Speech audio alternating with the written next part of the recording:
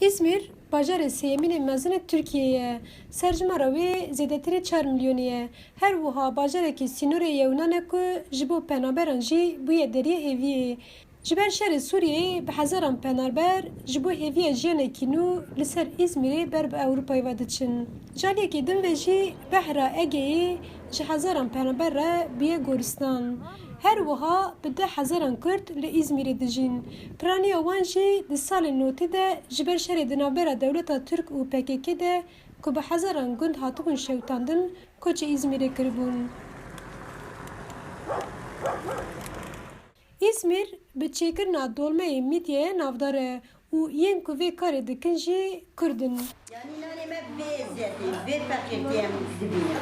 Em ji gundê xwe reviyan hatin, em yani elhamdülillah şükür em nekoçma. Em taba xwe, em viziyeta xwe ji bo zarokê xwe, ji bo hevalê xwe em tevbê dibîne. Şükür Xwedê. Kurdên İzmîrê qala zehmetiya çêkirina mîdyayan dike. 23 ساله مز مديال شيء لكم وحفظ ضروري منهم شغلهم ووديت فرج بتنا ما شاء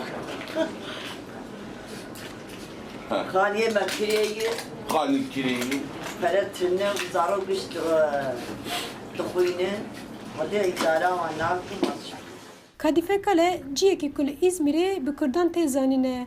Di salên notî de Kurdan ji ber şer tevê nas û dostên xwe li Kadife Kalê bi cî dibin û hêjî hêvî dikin ku vegerin bajarên xwe.